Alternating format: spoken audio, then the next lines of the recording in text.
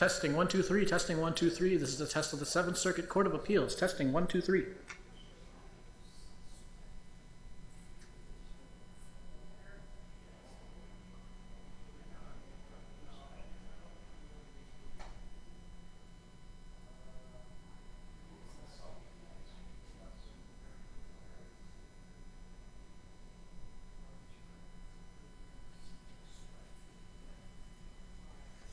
Testing 1 2 3. Testing 1 2 3. This is the test of the 7th Circuit Court of Appeals.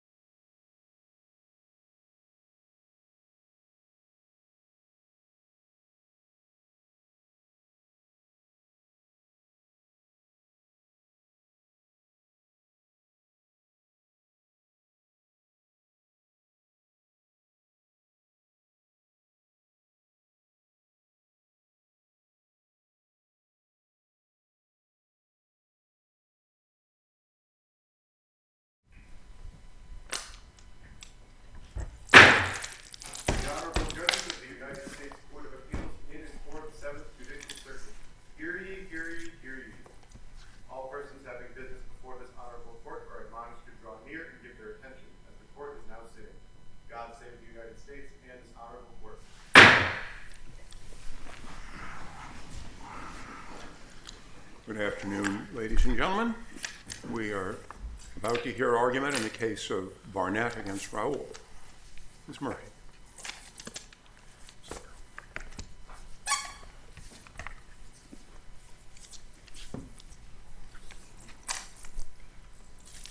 Good afternoon, Your Honors, and may it please the Court. Deputy Solicitor General Sarah Hunger on behalf of the appellants. In Bevis, this court concluded that plaintiffs were not likely to succeed on the merits of their Second Amendment claims, challenging the state's restrictions on assault weapons and large-capacity magazines based on the evidence in that record. On remand before the district court, the parties presented additional evidence, but none of that evidence changes this court's preliminary conclusion. The district court's decision to the contrary was error, and it should be vacated and reversed. To start, the evidence in the record confirms that the restricted items are more like military-grade weapons than firearms that are used for individual self-defense. It remains undisputed that when fired in semi-automatic mode, the M16 and the AR-15 have identical capabilities and lethality. It's also undisputed that the military typically uses M16s in that semi-automatic mode. What about, Ms. Hunger, the argument that one of the state's expert witnesses talked about the fact that they would never send semi-automatic firearms into battle, yet automatic capability is important? The state does not dispute that the automatic capabilities can be used in certain circumstances, such as suppression fire, and also that that can have a utility.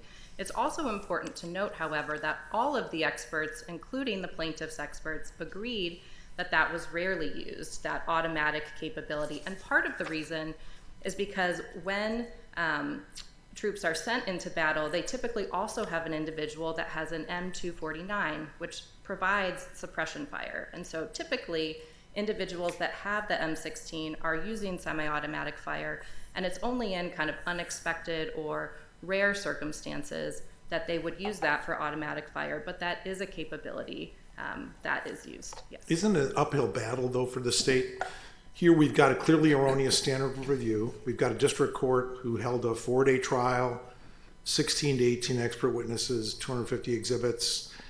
I think this is the first time we've had a full trial record. Any federal appellate court in the country has had a full trial record.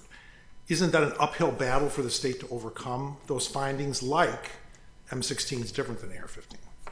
No, Your Honor, for two reasons. The first is because de novo review applies here, and I'm happy to get into that. But also, I'm happy to address any statement under a clearly erroneous standard that the district court made and show why we believe that we can overcome it, either because it's actually undisputed, or because it's disputed but not dispositive, or because it was clearly erroneous. But that being said, de novo review... But your de novo review wouldn't apply to the district court's findings of fact, which I know you have argued the district court didn't make them, and I think maybe you should move on to the fact that there were some made, not in your traditional, here's your findings of fact and conclusions of law, but the law doesn't require a particular format. So the district court did make specific findings differentiating AR-15s from M16s and M4s, and how do you get around that? Sure. So just quickly, Your Honor, this court has said in Schoenthal and in Rush that the standard of review is de novo for Second Amendment claims. And I understand that in Schoenthal it was a summary judgment posture, but the court did say it is de novo review, both because it's summary judgment and because it's a question of law. And in other similar... But de novo review can apply to the legal question, but there are particular facts here which we sent the district court back to explore and develop, and those factual findings, the clearly erroneous still applies to. Well, this court remanded to develop additional evidence. It did not remand for factual findings and did not instruct the court to have a trial. Our view is that this could have been resolved on summary judgment. As Your Honor has pointed out, that's how most courts have addressed this across the country. Those are preliminary injunction cases, though. This is a merits case, and it's gone down once, it's come back. I'm wondering if we'd hear the same argument from the state if the finding had been M16s and AR-15s are the same. I think you'd be relying upon the clear error, wouldn't you? No, I mean, before the district court, we have been consistent that we believe these are legislative facts. They are questions of law, and the plaintiffs agreed before the district court. If you look at document 251 from pages 2 to 5, they're clear that these are legislative facts and not adjudicative facts. You didn't raise that argument here until your reply brief. Have you waived that legislative facts argument? No, we have not waived Why that. We not? did say that. Yeah. Thank you. We did say that de novo review applies because it's a question of law, and also that, well, I suppose the district court did not make any findings of fact. I would view this as a sub-argument of that. But the test, back to your no findings of fact, the test that this court developed in Beavis at step 1 required factual determinations. So the ultimate question and ultimate analysis is a legal one, but step 1 under our Beavis test, which is at the moment still the law of this circuit, required factual determination. So I know you're I can move resisting on too. that, but I don't know how you I can resist right. that given the test that was set forth in Beavis. I'll respond to that, and then I can move on to kind of the findings that were made by the district court and address those in turn.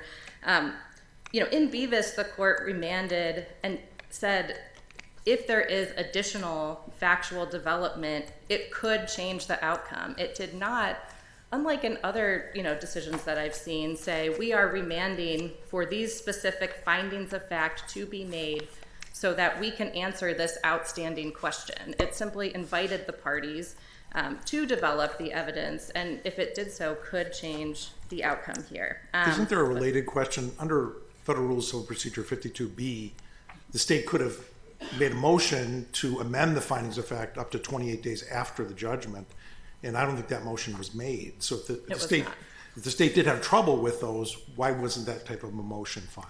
Well, again, because our view, consistent with the way that the district court set up its decision, which is legal analysis, is that this is a question of law. So I think our position is actually consistent from the district court until now. But again, I'm happy to address any of the statements that were made by the district court, because I do think to the extent the clearly erroneous standard or some other deferential standard applies, because I do think there is case law on this adjudicative versus legislative facts where it says that the clearly erroneous standard might not apply, but it might not be subject to de novo review. But there is case law on that, but I'm sorry, I think I may have cut you off and prevented you from answering the why question. Why haven't you waived or forfeited that legislative fact argument by not raising it until your reply brief?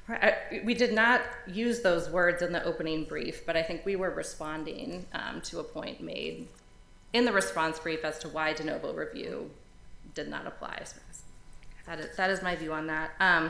But going to, the statements that the district court made, I think one that we could start with is whether or not these weapons are useful for self-defense purposes. I think that was a big component of the district court's decision. And if you look at the reasoning, the district court says, the reason why these are useful for self-defense is because, quote, more rounds equals a higher chance of survival. And that is something you see in the plaintiff's brief here and also in their expert reports. Watt and Little both kind of make this statement. It's their view that more rounds equals a higher chance of survival for self-defense. But they don't have any evidence actually supporting that opinion. The defendants do. If you look at the Lucy Allen report at 185-8, she did an extensive analysis looking at the NRA Armed Citizen database and also news sources, as well as a couple of other databases, and found that in assessing the empirical evidence, on average, in self-defense encounters, individuals shot 2.2 shots. And when she looked across hundreds, there's only 2 incidents of more than 10 rounds. That's 0.3%. So in our view, it would be clearly erroneous to credit an unsupported statement by an expert saying more rounds is better for self-defense when there is an empirical assessment in the record showing that only 2.2 rounds are necessary. So that is an example, I think, of if we are required to meet the clearly erroneous standard, we would meet it. I also think there's evidence. Is that just reweighing evidence? No, it's not reweighing evidence. Because you have an expert giving expert opinions. And you do have this empirical data, but maybe the district court didn't find the study underlying the empirical data persuasive. It sounds like that's a weighing question. That's not in the district court's opinion. You know, I think that is the purpose of Rule 52A1. If the district court said, I made a credibility determination here, I heard this, I understand there is this evidence in the record to point to shots, however, I was persuaded, you know, by this specific statement, the district court did not do that. And so we actually have no idea how It's not a hard argument to make, though, because the opinion's over 160 pages long. I mean, it's very detailed. In itself, it builds upon this very large trial record, which itself builds upon hundreds of pages of findings of fact submitted by both parties. So isn't that a tough argument to make, that the district court didn't cover something in such a lengthy opinion? Well, I'm happy, to respond to another statement where the district court did support that in the way that I just described. I've read the opinion several times, and there's a lot of, I think the first 100 pages are a discussion of the case law. It's really pages 100 to about 120 that have the analysis there. And there are statements made like that again, I'm happy to point to, the district court's, the record in front of the district court, because even under a clearly erroneous standard, there is still a review of the evidence, and this court can find that a determination was clearly erroneous. Again, we don't believe that that is necessary, but we also believe that we would meet that burden. And, turning to, other statements that are made by the district court, for example, the district court says that these are useful for self-defense additionally because of the features that individuals could rely upon in self-defense scenarios. But all of those features, if you look at even the plaintiff's expert reports, rely upon the assumption that there will be rapid, sustained fire. And that is just not the case in self-defense scenarios. Again, going back to the Allen report and looking at what actually happens in self-defense scenarios. For example, Watt says, the pistol grip aids in, quote, rapid follow-up shots. The flash suppressor helps fire follow-up shots at faster rates. The forward grip helps in adverse weather conditions. These are not things that happen in self-defense scenarios. If you're looking at self-defense in the home, which is where somebody in Illinois would use an assault weapon because we have a concealed carry ban that only allows handguns and not other weapons out in kind of the public. If you're looking at a home self-defense scenario, it's close encounters, again, 2 to 3 shots. You're not looking for long range. These features are not necessary, and also they're not chosen by individuals. Does it have to for be home? self-defense. Do you have to look at this from a home self-defense perspective as opposed to a broader self-defense perspective? No, but I do think that in Illinois it would be in the home, if that makes sense, practically speaking, just because of how all of the different firearm laws work together. So Illinois does have a concealed carry regime where you can carry handguns or guns that you can conceal. And so I think just realistically, it would be a home self-defense scenario. In other states, that might not be the case. You might be able to carry these weapons out in public. But, I think the context here does matter when you're looking at the type of self-defense scenario that individuals attempting to use this firearm in Illinois would use. I also think it's important that the evidence in the record shows that in the moment of needing to use a firearm for self-defense, individuals choose handguns. They do not choose rifles. Again, I'm going back to the Lucy Allen report, but it is very helpful.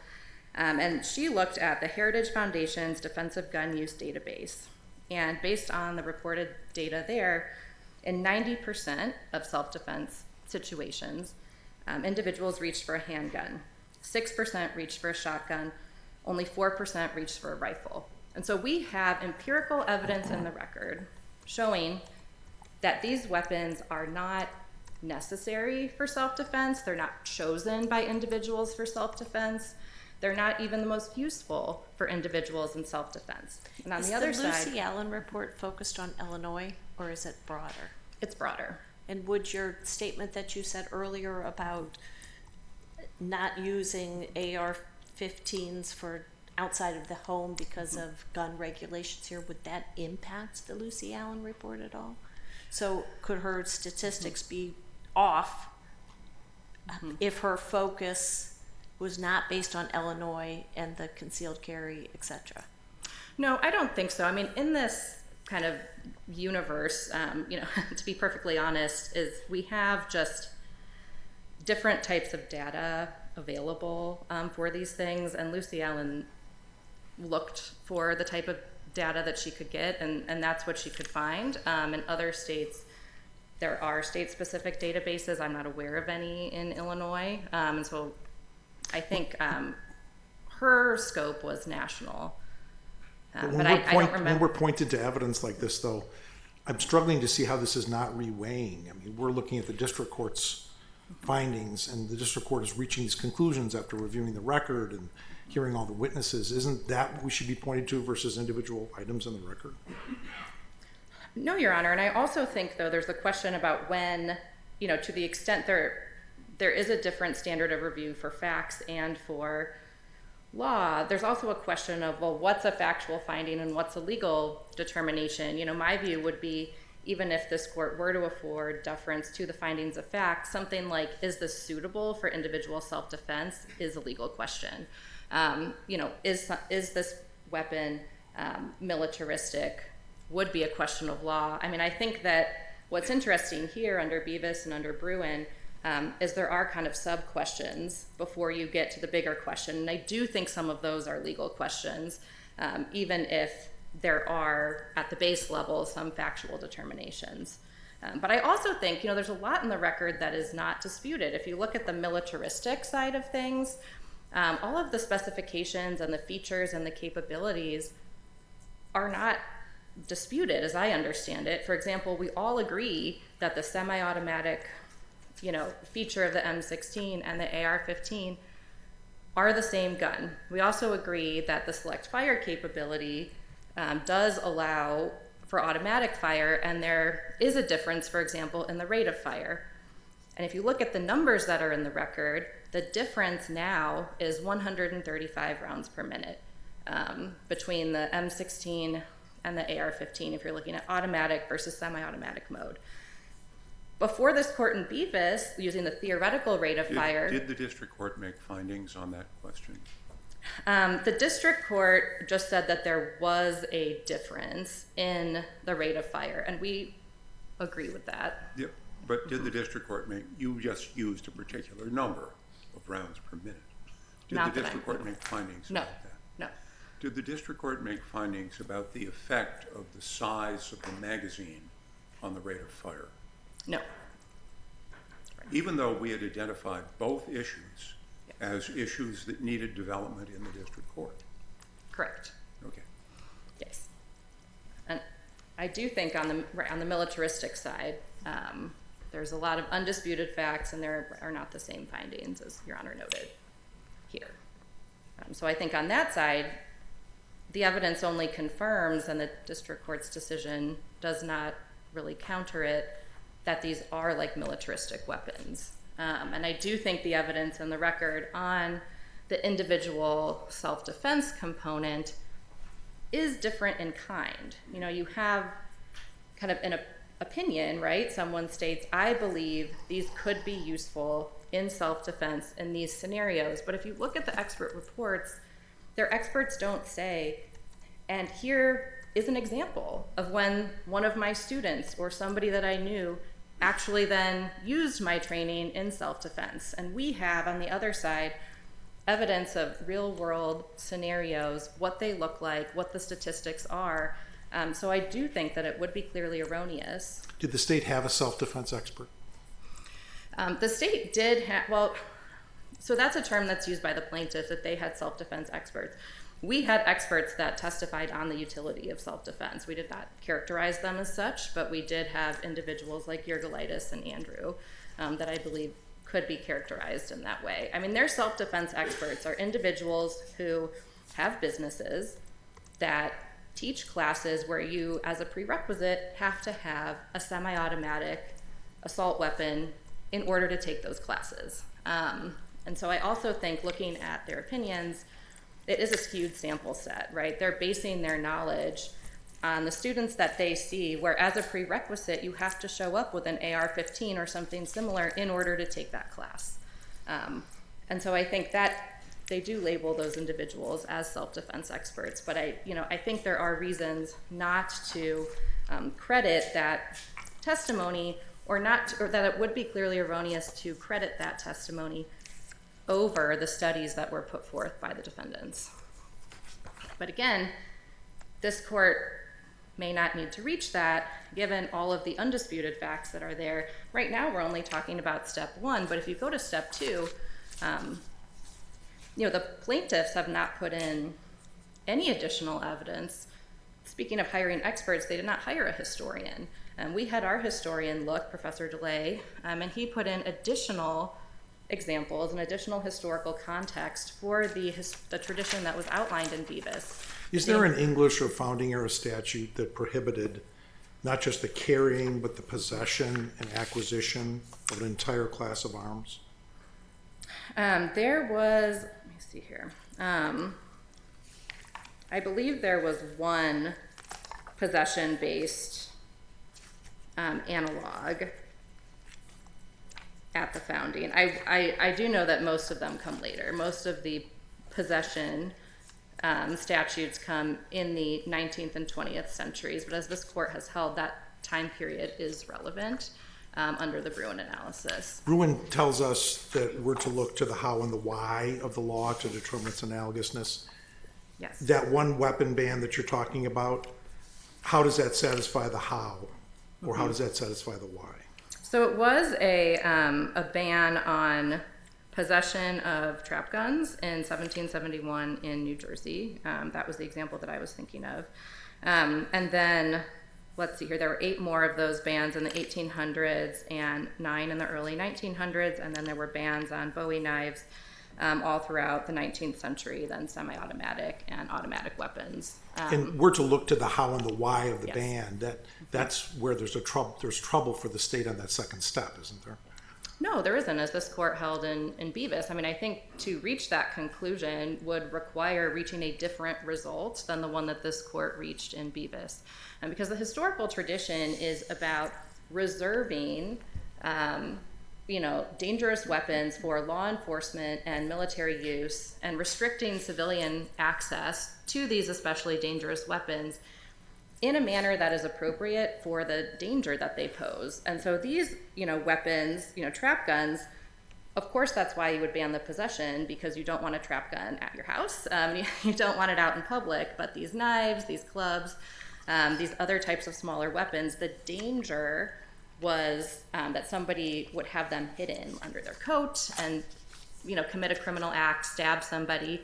And so they didn't ban the possession, they banned the carriage of it, and that's consistent with the Second Amendment. The idea is that states and localities should not be banning things in a scope that is broader than necessary. And so our view is that this is consistent with all of these statutes. And again, the plaintiffs, all of this, was in front of this court in Bevis. And the court decided that the state had satisfied its burden.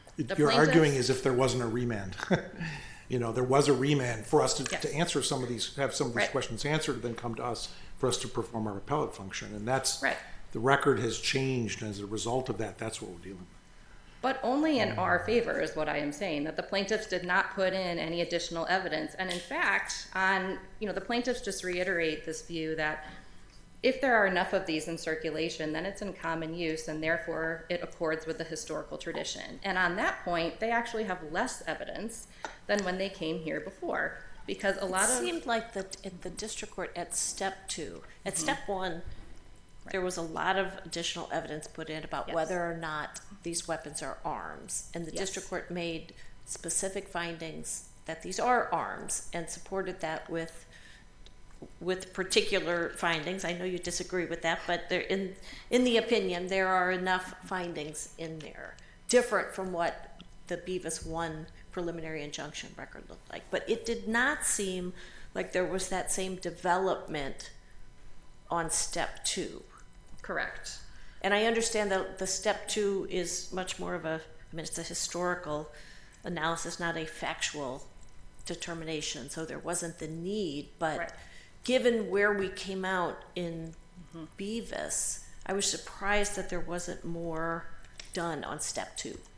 And defendants did put in more evidence at step 2. If you look at the delay report, he did explain the context of these dangerous and unusual restrictions. But, to be quite honest, our experts did a very thorough job at the preliminary injunction stage. And when we asked them, we asked them to go back, said, you have more time now, could you please look for more? And they did find a little bit more, but they said, this is the historical tradition. It's consistent with what we put forward before. And I will note the plaintiffs below did not come forward and say, oh, wait, we have discovered another historical tradition.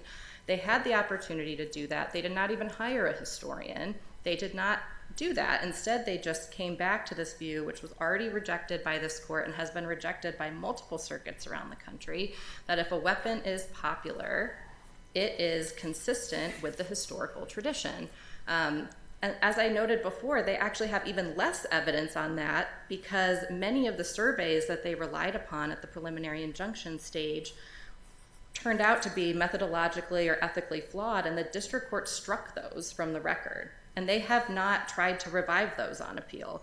And so all that they have on appeal is the statement that there are 82,000 of these registered in Illinois. And so our view is that there's actually less in the record supporting the plaintiffs at the second step, and there is more in the record supporting defendants at the first step. And so even if this court were to uphold the district court's decision under some sort of deferential review at the first step, which we do not believe is appropriate, we would still prevail. We believe we have still satisfied our burden at the second step.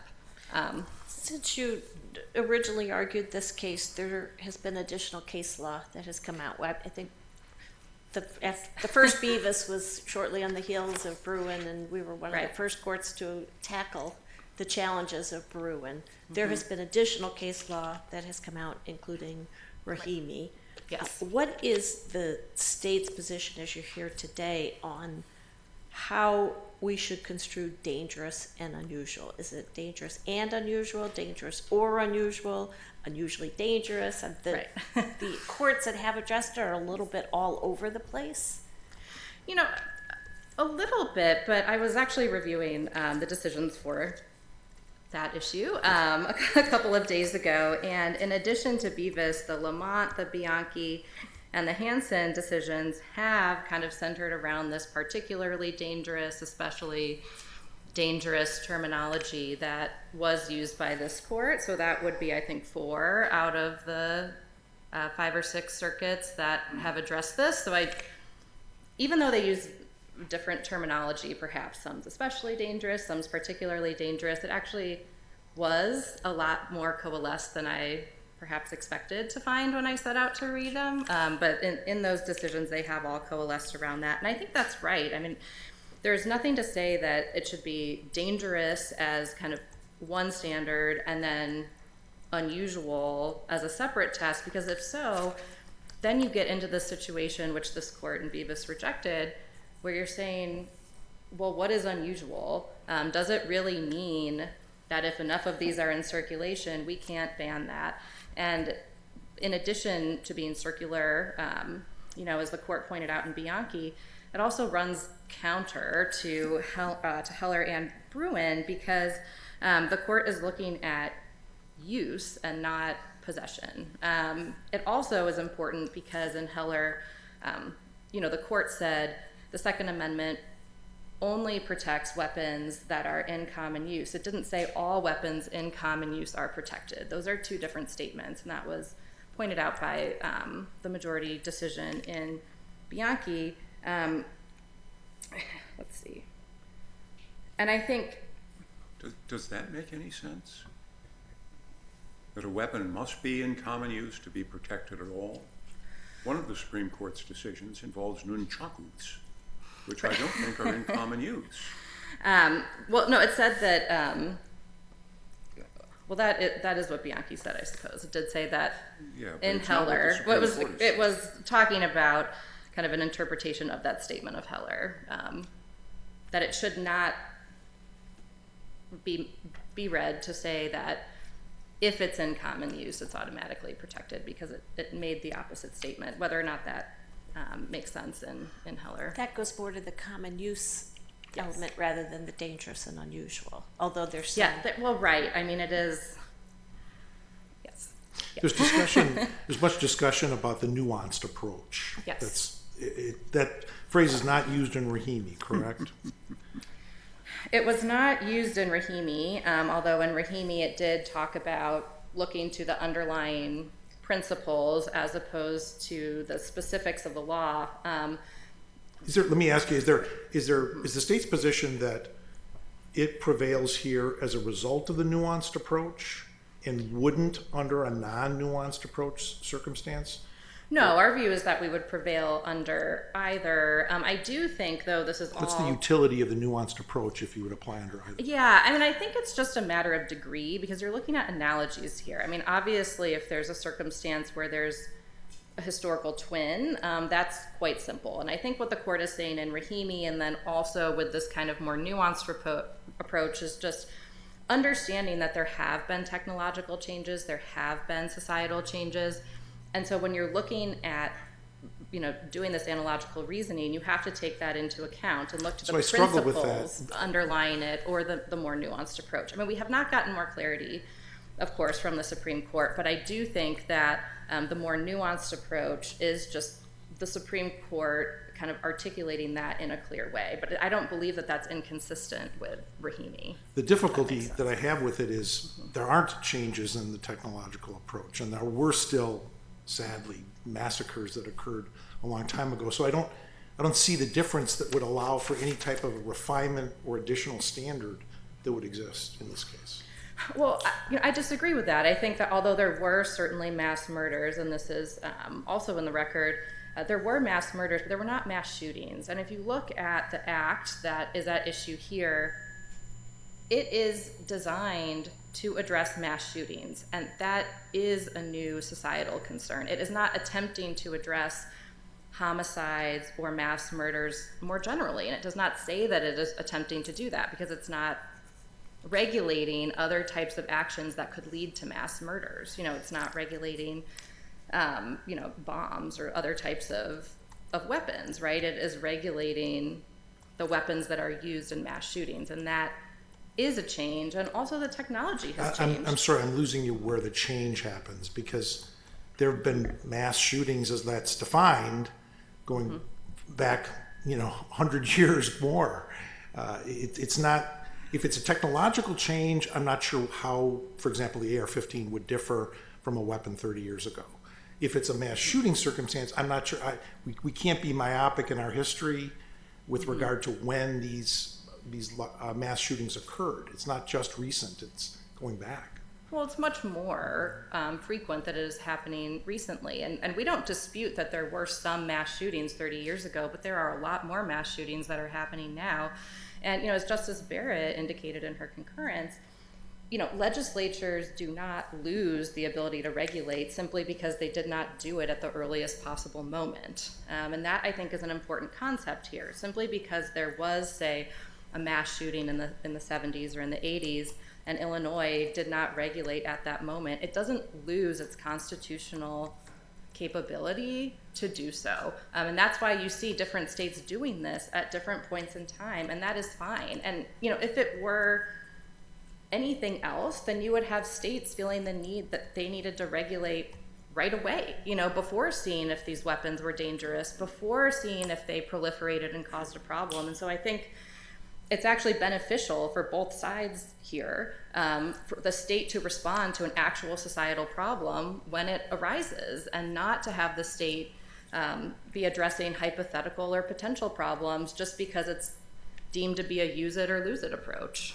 The concern is that the level of generality gets so high that the analogical reasoning breaks down. But I don't think that the level of generality is so high. I mean, mass shootings are a very specific type of event, and this law was enacted to prevent that type of shooting. Just like, the automatic weapons around Prohibition, those proliferated. There were very specific and horrible shootings, and there was legislation enacted to restrict automatic weapons. And I just don't see how, if that is constitutional, which the Supreme Court has said it is, the state's response now could be unconstitutional. And those seem very similar to me. The Supreme Court has said that restrictions on assault weapons, or restrictions on automatic weapons, are constitutional. And that's a very similar arc to what we see today. And so I think at the second step, the how and the why is very close. This court did look at all of those analogs in Bevis, and there's no reason for this court to depart from that reasoning here. I believe I might be going into my reserve time. One but I'm more happy. question, Yeah. Ms. Hunker, please. So the opinion here and the briefs really focus on AR-15s and large capacity magazines. And as you know, the act at issue covers a lot more than that.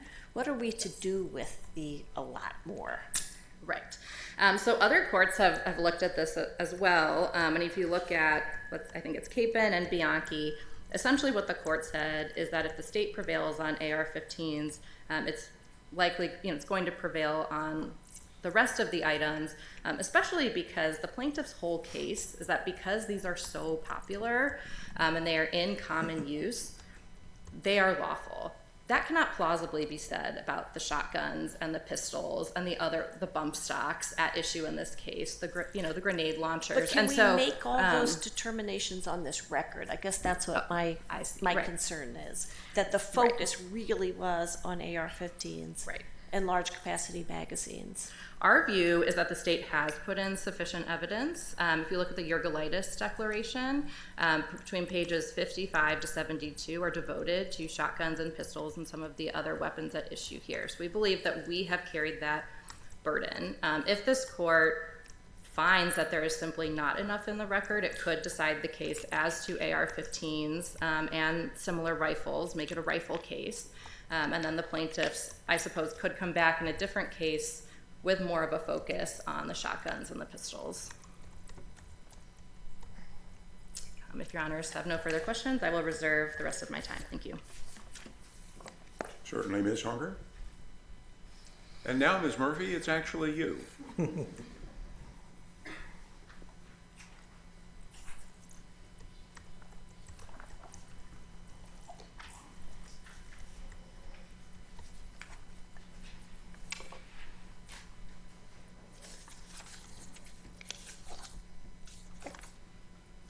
Thank you, Your Honors, and may it please the Court. Erin Murphy on behalf of the plaintiffs, and I think I'll be taking 35 minutes on behalf of all the plaintiffs, followed by Mr. Mag and Ms. Dillon for the government. When this case was last here, the court held that the plaintiffs, quote, have the burden of showing that the weapons addressed in the pertinent legislation are arms that ordinary people would keep at home for purposes of self-defense, not weapons that are exclusively or predominantly useful in military service, or weapons that are not possessed for lawful purposes. And it remanded for the parties to develop a better record on issues like the comparative firing rates, ammunition, kinetic energy, muzzle velocity, etc. We took those directions to heart. I really worry about the blah, blah, blah, et cetera, given that the district court didn't make findings on several of the things we told it needed to.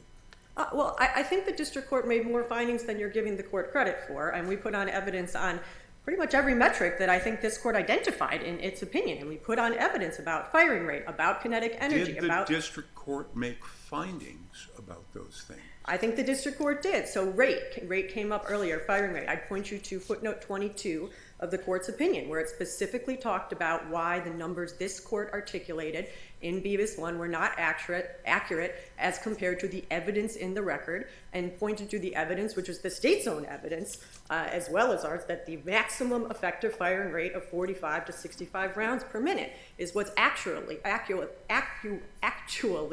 the maximum for a semi-automatic firearm. So I think you have to look at this opinion and appreciate, I appreciate the court didn't lay it out in the way that some might appreciate a court did, but you have findings that are coming along as the court is articulating legal principles and working to understand Beavis and what this court was looking at, that's where the court makes findings about what it is that differentiates an automatic weapon from a semi-automatic weapon, and made findings about how the actual reason, once the court heard all manner of evidence from military experts who talked about why the military cares about having automatic fire, that it's not just about rate of fire, and that what differentiates a military-grade weapon in automatic functionality capacity is it's that its machine guns would not necessarily be banned because of the rapidity with which they deliver rounds downrange, but because the average civilian operator, and the court says even military operator, cannot control the weapon when fully automatic in a way that ensures that shots are reasonably aimed. That's a determination the court made after considering evidence about how what really matters in the military capacity, you don't mind that you sacrifice some accuracy with Counsel, an increase. Let me ask you a general question about standard of review, which we've been into. Cases very much like this are pending before 3 other district judges in Illinois. Suppose we have 2 district judges in Illinois find in your favor on questions like this, and 2 district judges in Illinois make factual findings in the state's favor on questions like this. Is the law constitutional, unconstitutional, or constitutional only in part? Look, the ultimate question of whether the facts satisfy the legal standard, we agree that ultimate question is de novo. Look, listen to my question, counsel. Sure. Suppose the district court makes different findings of fact. We have to determine the legal significance of findings of fact. But suppose other district judges make different findings. What then happens? First, you'd examine to determine whether the findings are clearly erroneous, and The then you'd answer. whole point of saying that there's discretion to make findings is that there are some things that district judges will find that could have been found the other way, but are not reversible as clearly erroneous. You just have to take that as given. Sure. That's what we appellate judges face every day. Sure. I'm asking about the legal consequences if some district judges find in the plaintiff's favor on factual issues and some in the state's favor on the very same factual issues. What happens? Ultimately, you're going to have to make de novo determination about whether the evidence satisfies the standard. Now, in every case... Why? I mean, it now sounds like you're agreeing with the state that these are legislative facts about which we have to make a de novo determination. No. But that's not the theme you took in your brief. I want to be clear. What I'm saying is, as in any case, when you have a question that's informed by fact findings, the ultimate question of whether the facts satisfy the legal standard is a legal question. We acknowledge that. That's always true. No, you're just not dealing with my problem, which is that on the same record, different district judges can reach different factual conclusions, neither of which is clearly erroneous. My question is, what do we do then? And my answer is, you answer the ultimate de novo question looking at those facts that are before you. And perhaps you're going to have a case where you say, even though these fact findings are not clearly erroneous, we ultimately conclude that they don't sustain the conclusion that this is the right answer constitutionally. But I think some of this is inherent in the fact that Bruin did say party presentation matters. And inherent in the notion that party presentation matters is that, you may have a case where parties present better or worse facts to support whether you consider them legislative facts or adjudicative facts. And I think here we have a combination of both. And you may get a different record in different cases. This court had a case recently where it said, we're not going to answer this question or really revisit any of this because you made no factual record whatsoever. I don't think that means that, we lose. We made a factual record, and now you examine the factual record that we made. And if somebody comes along and makes a different factual record, that can happen in all sorts of constitutional contexts, not just in the Second Amendment context. And it might be a reason that courts think again, but it doesn't mean that you should ignore the record and the findings and all of the things we put on here below that did lead the district court to reach the conclusions it did. And I'd love to talk about, you just heard a lot from the state about the evidence the state put in. But we put in a lot of evidence, a ton of evidence. We put on all sorts of evidence. And I want to be clear, we put in a bunch of evidence, not just about AR-15s. We tried a case about all of the arms. It's the state that keeps wanting to focus only on AR-15s. Did the district court, though, the district court's opinion really was focused on AR-15s I don't think and so. large capacity magazines. I think the court was focused on the nature of the features that have been singled out, and the types of features that have been singled out are not varying radically across the different types of arms. But the state's arguments here are arguments that really do vary radically across the different types of arms, which is why they only want to talk about AR-15s. I mean, take, for instance, they talk a lot in their brief about... But did the district court make the determination that these features that you're talking about don't vary across all of the arms? When the court was talking about the features, it talked about the features on semi-automatic firearms and the features. It didn't say, the features only on an AR-15. So I'd look in particular around pages like 113, 116 of the record, of the opinion where the court is talking about how it sees the firearms differently. And what it explained is, from the court's perspective, after understanding all the record evidence, that really what puts something on the military side of the line is automatic fire. And that automatic fire is different because it serves a suppression need, and that's why, and that the military has. The military may need to pin troops in place, keep people from advancing as you're trying to enter a structure to clear it, where you don't know who your target is, and you don't care if you're firing as accurately, you just want to fire quickly. That's like the opposite of what Illinois is coming at here, because as the court explained it, I don't think Illinois disagrees about this. It's singling out features here because they make firearms more accurate. They make it easier for someone to stay on target. So it's singling out the very thing that drives an even bigger wedge between an automatic firearm that is military grade and a semi-automatic only firearm that I don't think there's any dispute is not something that has ever been a service issue combat rifle in our military or any other military in the world.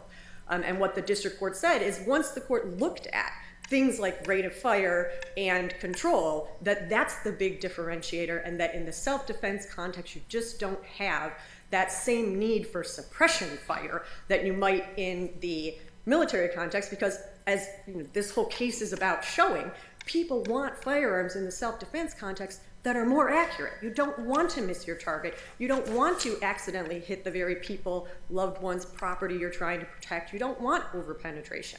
So that's why you don't see, that is what the court understood to be the principal difference here. And that was an evidence-based determination based on testimony. And you can look, there's a bunch of cross-examination the court itself did to ask the military experts to get a better understanding of what the differentiation between these types of arms are, and that applies equally to all of these firearms. So while the court, didn't kind of go down to the level necessarily always of the pistols and shotguns, it wasn't speaking specifically at the level of the AR-15s either. It was speaking across the nature of the features for all of these firearms. But I do want to make just articulate why some of the arguments the state is making here today really don't work. Before you go there, I want to ask one clarification question, please. Sure.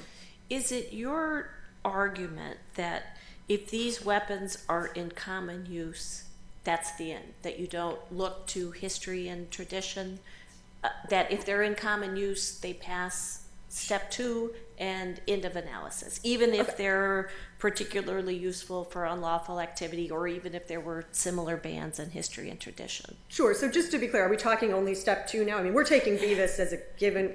I'm happy to talk with you about where we think common use is, but want to be sure I'm being responsive. That's a really good question about where common use is. I'm happy to assume, for the sake of argument, we're discussing our position on historical tradition. Here's our position on historical tradition. If you're there, it's not our burden.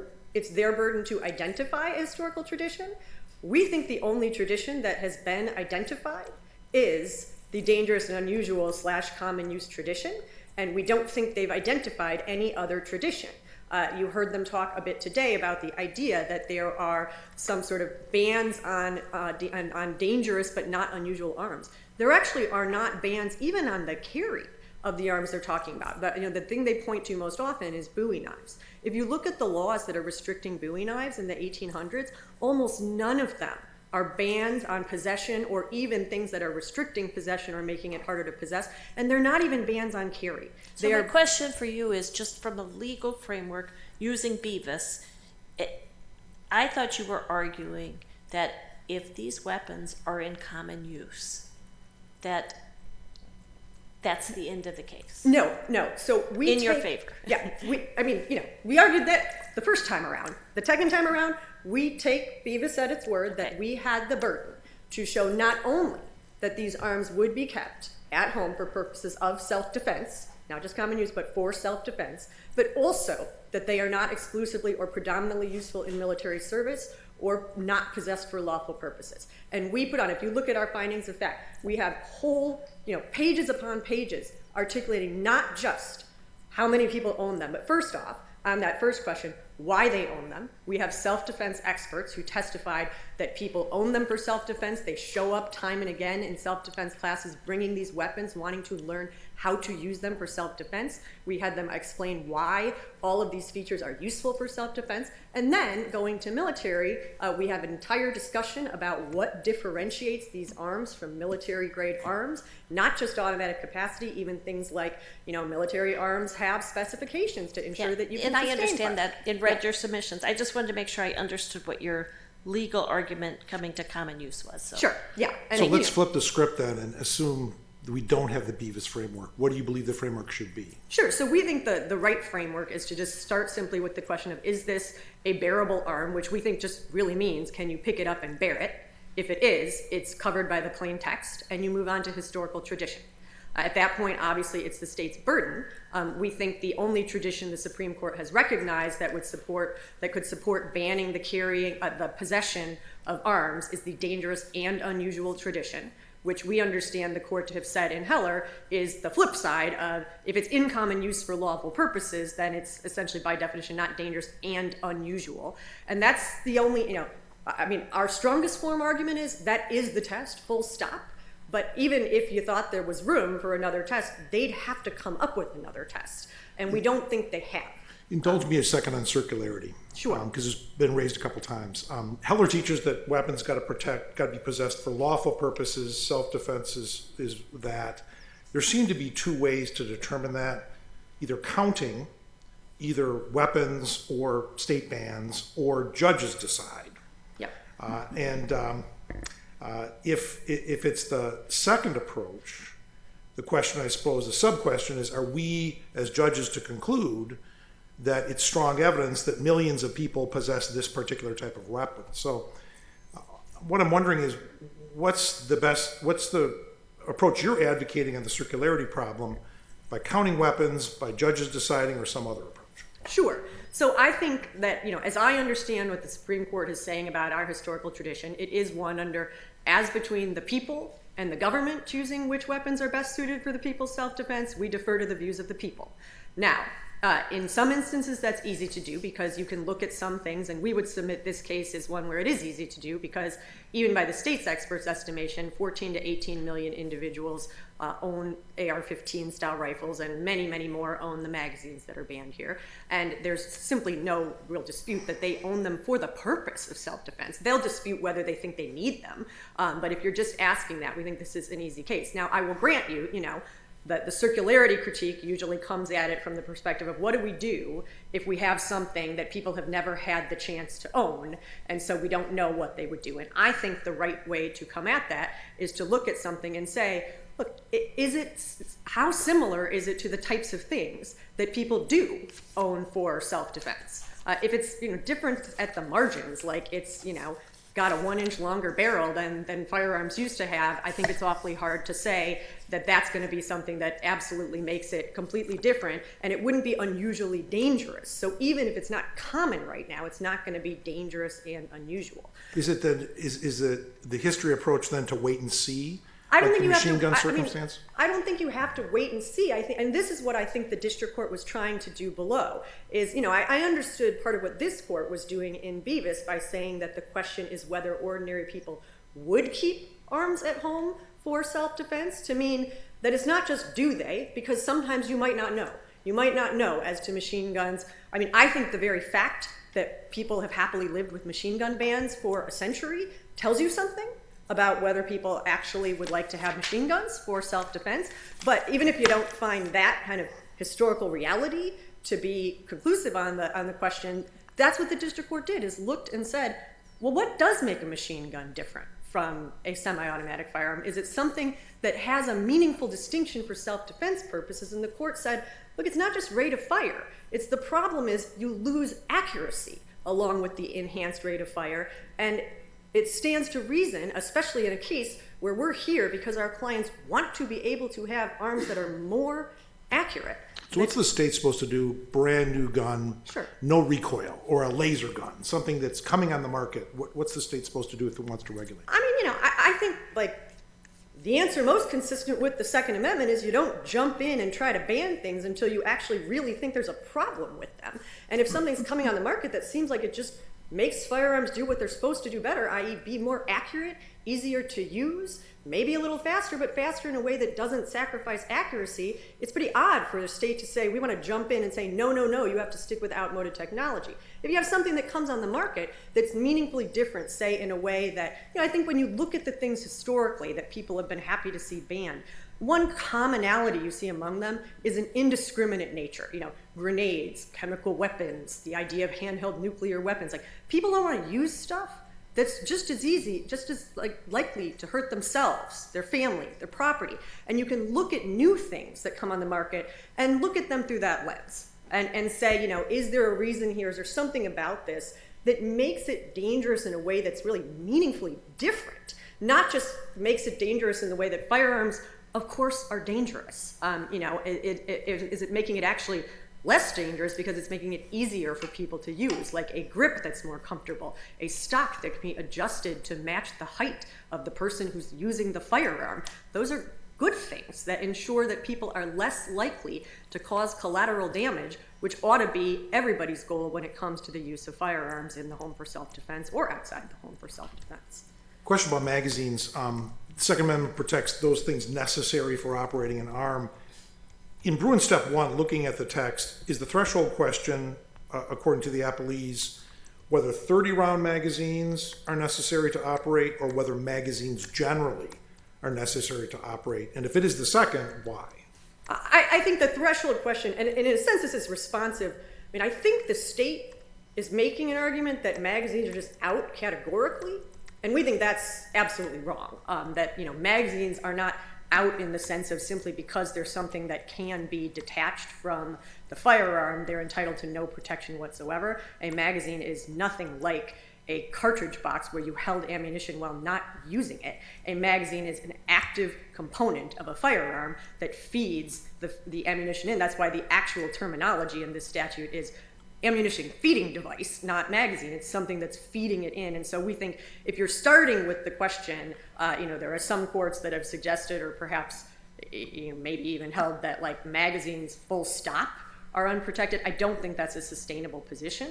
And it also would effectively mean that semi-automatic firearms can be banned entirely, because if you can ban magazines, you're banning semi-automatic technology. So I don't think that's a sustainable position. And I think once the magazine is an arm at the threshold, then the question about whether you can restrict the capacity of the magazine seems to me to be a question that should be answered by looking to historical tradition.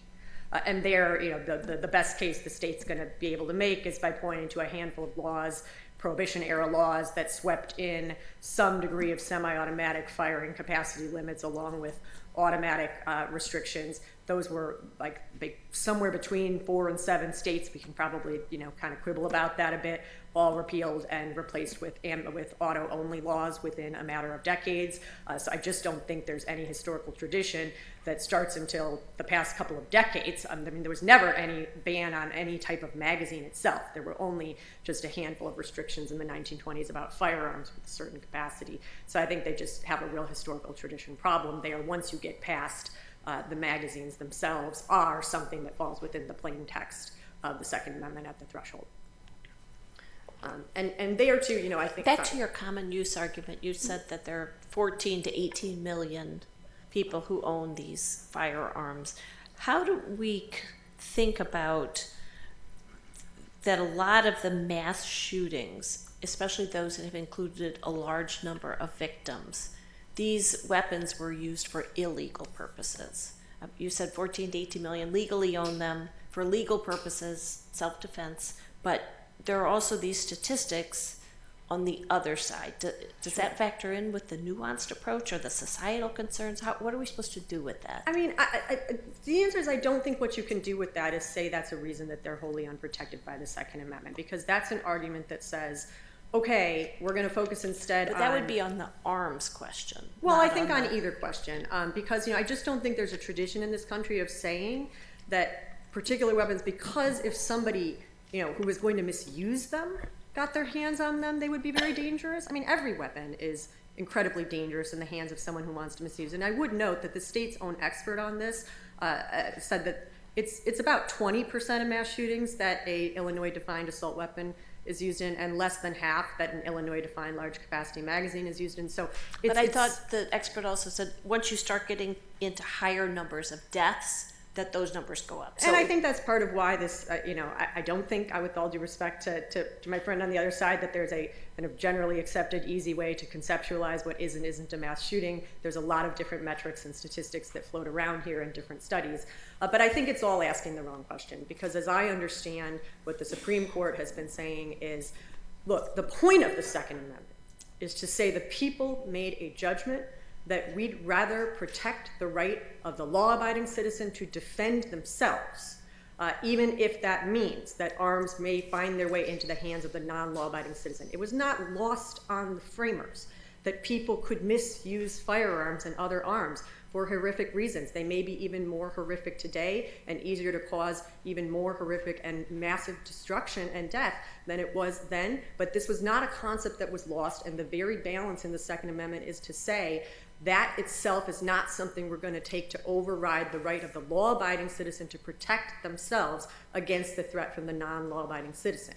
And that's, I think, why when the Supreme Court examined our historical tradition in Bruin and in Heller, what it found in both cases is that the historical tradition focuses on what is in common use by the law-abiding citizen for lawful purposes like self-defense. That's what the test focuses on, not is this also the preferred weapon of criminals. Indeed, most of the argument on the other side that was made in Heller, once you got past the fight about whether there's an individual right at all, was an argument about how handguns are the weapon of choice for criminals. Handguns are the weapon of choice for all manner of crimes, are used significantly in mass shootings, are used all over. And the court didn't say you're wrong. They didn't say if you come back to us with better statistics, we might take a different view on this. They said that's not the right way to think about the question. So we're not here to suggest that we don't appreciate that there is a significant concern that is animating what the state is trying to do here, but means matter as well as ends in all manner of constitutional analysis, including the Second Amendment. A question on the registration statute. If we end up agreeing with the state that the act is severable, and we find part of it to be unconstitutional, what are we supposed to do with the registration requirement? Sure. So while I think we'd have an independent argument about the registration requirement, even if we did uphold the arms ban, I don't think the registration requirement can stand if the arms ban is unconstitutional under a severability analysis, because the whole point of the registration requirement is to facilitate the grandfathering exception. It just exists so that you'll have a record. The state can say, okay, I know you bought this before the ban took effect. So if the ban goes away, it's not serving its purpose. And in fact, it would be serving sort of a perverse purpose, because it's not an all-purpose registration requirement. You'd have this oddity where there's a legal requirement for people who bought these firearms before PICA took effect to register them, yet the ban that required them to do so is now gone, and people going forward don't have to register. I think that seems to me a classic severability situation where the legislature, one thing was there to serve the other, and so if the ban goes away, the legislature can decide if it wants to have an all-purpose registration requirement. We could come back and fight about the constitutionality of that, but I don't think it would make any sense for that to stand as this kind of just holdover piece that's no longer serving the purpose of what the legislature established it for. And of course, we do have an independent challenge to that, but I think in some ways those particular pieces are very intertwined, the registration requirement and the arms ban itself. I could just want to make a few points about a few more of the things that the state specifically. I have a question about the remedy. Sure. Is the district court's remedy consistent with Trump against CASA? In the sense This that, appears to be a universal injunction. It runs in favor of people who are not plaintiffs, and in fact, it's so universal, it runs against people who are not named defendants. as we said, we don't have a problem with the court fixing the defendant issue, and frankly, we don't have a problem if you wanted to clarify that the injunction itself runs as to our No, plaintiffs. it's not a question of clarification. Trump against CASA was not about clarification. It was about the power of a district judge. Sure, and perhaps I can be clearer. We don't have a problem if this court says that the district court has to narrow the scope of the injunction to our clients. Obviously, this court's decision would have effect all throughout the Seventh Circuit if it were saying the law is Unless some unconstitutional. district judge makes a contrary finding of fact. This court's law would be this court's law until this court's law changes. And so we are happy to live with, if it's important, if the court views the scope of the injunction as overbroad, we are happy to have relief on behalf Is of our there any plaintiffs. if?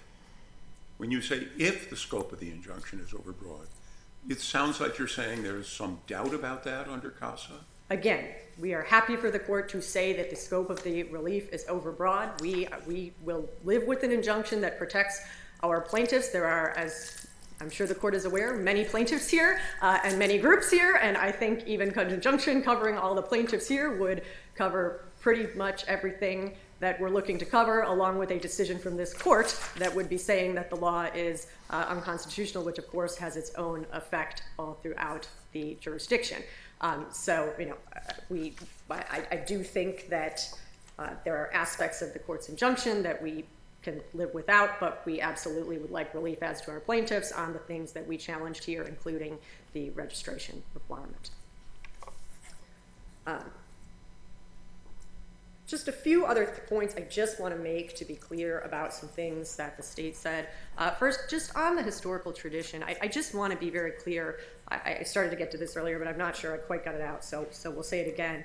On the history of Bowie knives, I really encourage you to take a look at those laws. You know, it's often said that there are bans on carrying Bowie knives. That's really not even correct. The bans on carry as to Bowie knives were concealed carry restrictions. So the laws dealing with Bowie knives were generally concealed carry restrictions or things that enhance the penalty if you misused a Bowie knife in a criminal way. And that's really critical when it comes to historical tradition, because Bruin specifically considered concealed carry restrictions in the context of asking whether they were sufficient to justify a ban on carrying particular arms, and said that they are not. So a fortiori, a ban on concealed carry of particular types of arms cannot support a ban on possession of arms.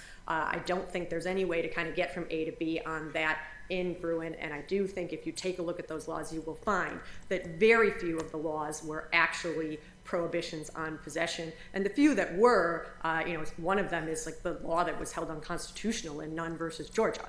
So there's just hardly any that are actually the kind of bans that could support any historical tradition that would support a possession ban. And the other thing I would just like to make the point about some of the arguments that the state is making here today.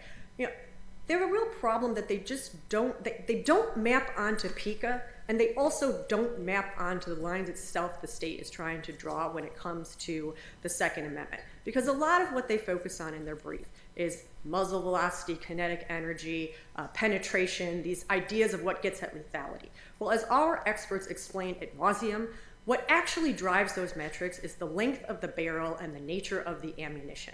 But PICA doesn't regulate on that basis. In fact, the arms that it bans vary in barrel range from 8 inches to like 24 inches. It covers rifles, it covers shotguns, it covers some types of pistols, and they use all different types of ammunition. And so the state is offering this metric, but then it only wants to focus on how it impacts AR-15s equipped with a particular type of ammunition, and those arguments don't even map on at all to how a PICA-banned pistol that has completely different ammunition, let alone a PICA-banned shotgun, is going to compare when it comes to velocity and penetration and all of these metrics. The flip side problem they have is an AR-15 equipped with a particular type of ammunition is actually going to be the same as a bolt-action rifle that has that same type of ammunition when it comes to velocity and penetration. Again, because what matters is the barrel and the ammunition. And so they have an argument that's too narrow as to their own law, but too broad as to the things that they want to say, no, we wouldn't touch that, it's protected. Same problem with their rate of fire argument. What a semi-automatic rifle actually compares most with when it comes to rate of fire is a semi-automatic pistol. But they don't want to, they're here saying that they think that the semi-automatic handgun is the quintessential weapon and that they shouldn't be able to ban it. Yet they have this argument about both, magazines being accoutrements and then rate of fire that if you took it to its logical conclusion would let them ban those as well. So I think there's real problems with their arguments. They just want to have this sort of AR-15 specific argument that isn't even accurate as to AR-15 since it doesn't take into account the critical factor of what kind of ammunition. I'd like to go back a bit into history. Obviously, we can't do much history in an oral argument. The Supreme Court said in Heller that the ban on automatic weapons, machine guns from the 30s, was constitutional. Let's put to one side the fact that that's dicta. Should it matter what kind of statutes states were enacting in the 30s to separate machine guns from other things? I raise that question because the statute in D.C. defined as a machine gun anything fed from a clip, that is, from a magazine. Yep. And so did the statute in California.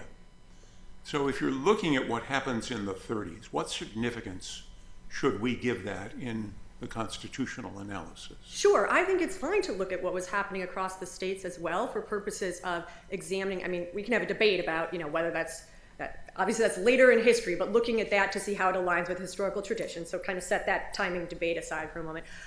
We invite you to look at those laws because what you will find is that actually most of them, including California, had distinctions that specifically said something different about automatic versus semi-automatic fire. They defined it much the way the law that the court just considered it to be. The language in California was all firearms which are automatically fed after each discharge from or by means of clips, drums, barrels, etc. Right. They defined automatic as using the gas discharge to load another bullet, right, not avoiding a separate pull of the trigger. And my recollection, and I'm sorry, it's been maybe an argument since I focused on California, is there's actually a second statute that comes into play and shows when you look at them together, they didn't actually reach a true semi-automatic firearm, and that ends up being the case as to most of these laws. There's somewhere in the neighborhood of 4 to 8 of the roughly 27 state laws that were passed that might be read to reach automatic, not just semi-automatic. And those laws, they repealed or clarified them later to make clear we didn't mean to reach them. So I think if you look at that and ask that question, you will find that the tradition actually was focused on automatic and distinguishing automatic from semi-automatic. It was the small minority of jurisdictions that didn't appreciate a distinction about that at first, and they came to appreciate it very quickly and changed their laws. So we don't really have a problem with you looking back at that because we think that history ends up favoring us tremendously. Okay, thank you. Thank you.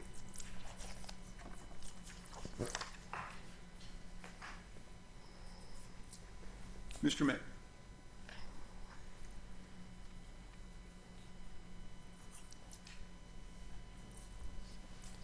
Thank you, Your Honor. May it please the court. My name is Thomas Magg. I represent the Langley plaintiffs. I think I'll start with probably what the panel just left off with, and that was some of the regulation of the machine guns in the 30s. It's important to note that, at least at the federal level, there was no machine gun ban in the 30s. It was a tax and registration scheme still on the books.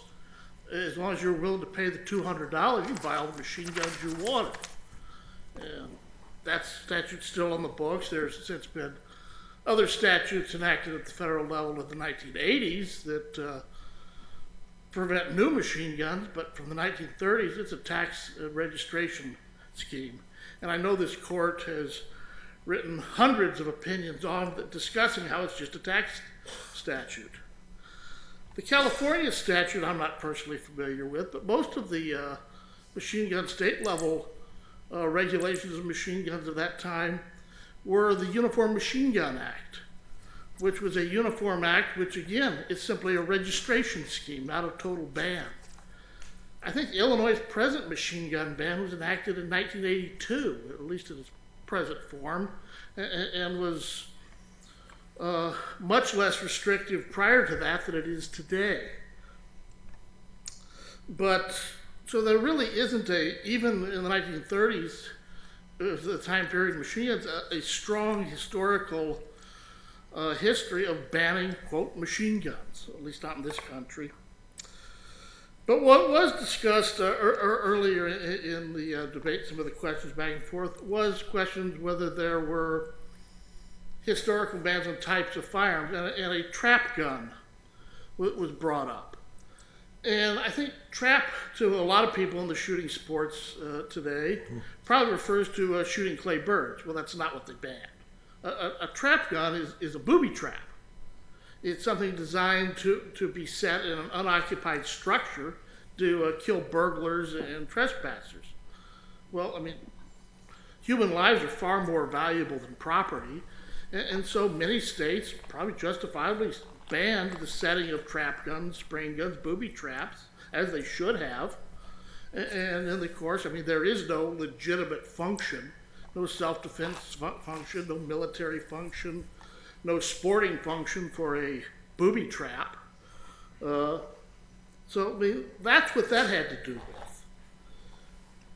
What is protected is I think, fair to say, not just what is in common use today, because there has been some discussion about whether that's circular, but whether it is the type of arm that historically has been used in the, I'm going to butcher the pronunciation, but it was cited in Heller, the Amietta case of useful in civilized warfare, which I'm not sure there is a such thing as civilized warfare.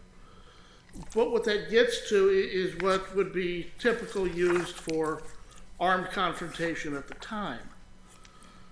And to that end, the AR-15 fits perfectly square into being in common use today, a lineal descendant of what was used by our colonists, our revolutionary soldiers at the time, and has been historically held throughout the time since then.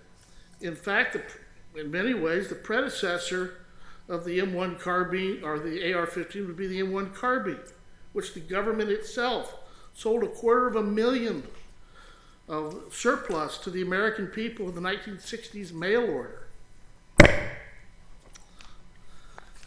And so I would ask that Your Honor simply take into account that there has not been a historical tradition of banning firearms based on the types of firearms, unless they are legitimately dangerous and unusual, like a booby trap gun, and that Judge McGlynn's injunction be affirmed. And like my prior counsel, if you narrow it to simply my plaintiffs, my clients in this case, we don't object to that. They're the ones who filed suit. They should get the benefit of the suit. I'm happy to answer any questions. Thank you, Mr. Magg. Ms. Dillon.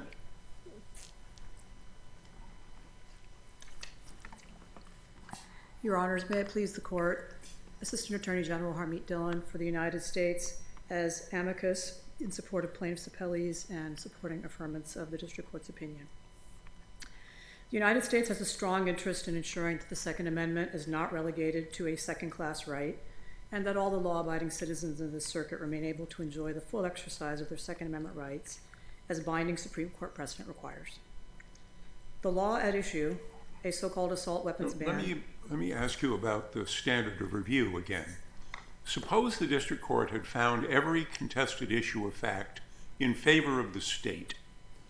Would that affect your view of the statute's constitutionality? It would not, Your Honor. So you don't think the facts matter? The facts would right. matter, What matters to me is that we know we have 4 essentially identical cases pending before district judges in this circuit.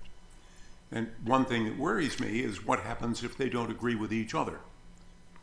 But you suggest that that's not going to matter. If I may, Your Honor, I did not get the chance to complete my argument, which is that we believe the standard at this court's level was inaccurate. We do not support the militaristic formulation. And so the district court went to some great lengths to harmonize Heller and Bruin with this court's opinion.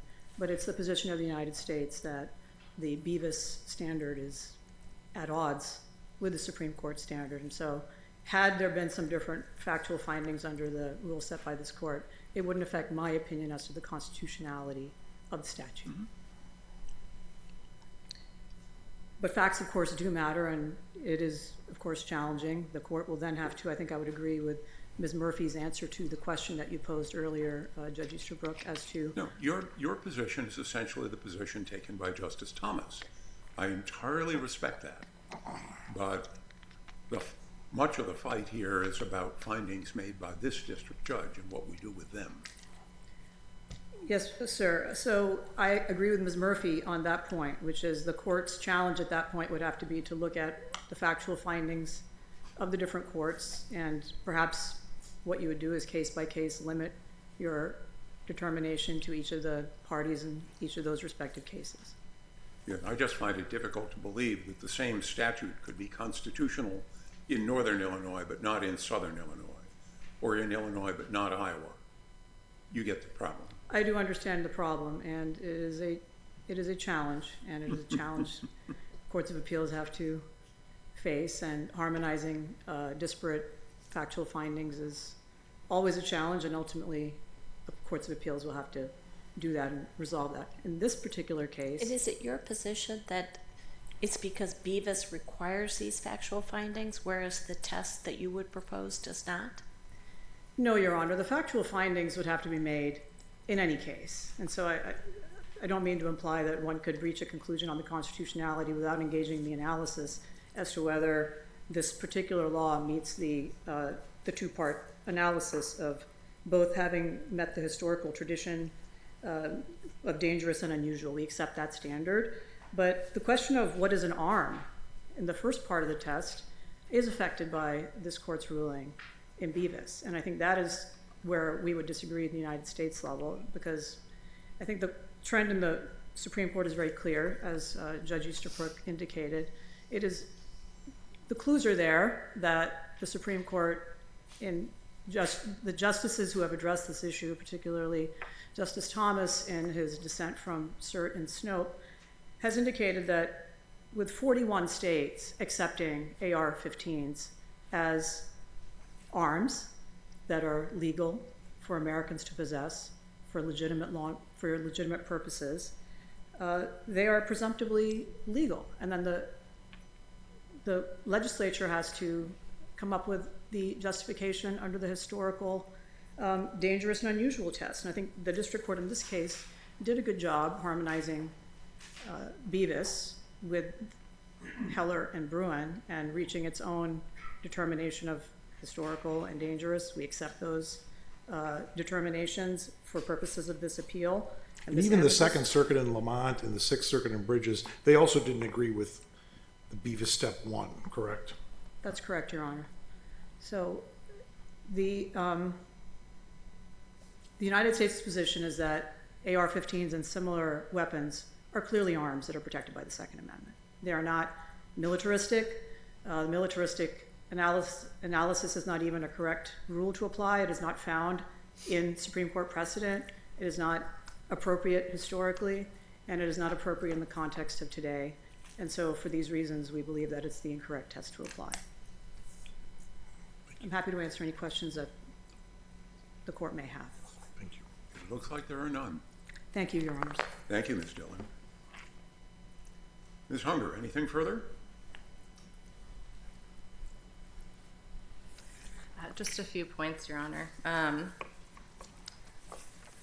I'd like to start with the notion that there's been a lot of, as I mentioned in my opening remarks, discussion here today about the first step of the test. But still, upon hearing Appellee's arguments, there is no meaningful difference in the record or the arguments on the second step of Bevis. And not only would that mean, if this court were to reach the opposite conclusion, it would have to contradict and, I suppose, overrule Bevis, and it would also create a circuit split. I mean, most of the other decisions around the country have rested on step 2.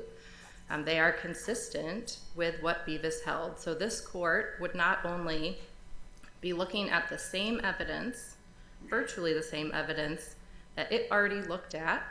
And I would note in Viramontes, when the same evidence was presented to this court, the court declined to overrule Bevis. And especially as to the second step, there is just no reason to take a different approach here than in Viramontes. Viramontes is far different, though. Viramontes, it was a question of development of the record and what could come in, what did come in. And it was, the Viramontes case was specific to its own procedural history, much more than substantive, correct? Well, I think in the sense of procedural history, there are some kind of superficial differences. But what I am saying is if you look at the fact that the record is essentially the same as it was in Bevis, substantively, that makes it very similar to Viramontes, even if it got to that point in a different way. And it would also create a circuit split. This would be the first court across the country to reach that determination on step 2. I would also like to take a minute to talk about the standard of review. As Your Honor noted, this problem of one district court versus another, there is a discussion of that in Moore v. Madigan, which is a Second Amendment case, discussing why the court was looking at legislative facts as opposed to adjudicative facts. I also spent some time just looking at this issue in other kind of questions of law that this court has addressed in other contexts that have specific facts. The Dormant Commerce Clause comes up a little bit in the same way. In the Dean Foods case, for example, there was a question about what happened extraterritorially, which is a question of fact, and this court said that's reviewed de novo because this is a question of law. And then finally, something that was raised in Ms. Murphy's presentation that I would like to respond to quickly is about the features. This is prominent in their brief and also came up at argument, so I'd like to say a quick note about it. The plaintiffs make much of the fact that here in the Bruin standard, we are looking at features and comparing the M16 and the AR-15 that are not present in the statute. That's because those are two different exercises. The question for the legislature is how do you write a statute that restricts a certain type of weapon and that is identifiable for people to do so? What we are looking at here in Bruin and Bevis goes beyond that. So it's not the case that simply because under the constitutional standard, when we're looking at lethality, we're looking at rate of fire, the fact that all of that wasn't also in the statute is a problem. So I think that there's a little bit of conflating of the two different exercises there. I don't have anything further, but I'm happy to answer any additional questions. Mm-hmm. Thank you very much. Thank you to all counsel. And the case is taken under advisement and the board will be in recess.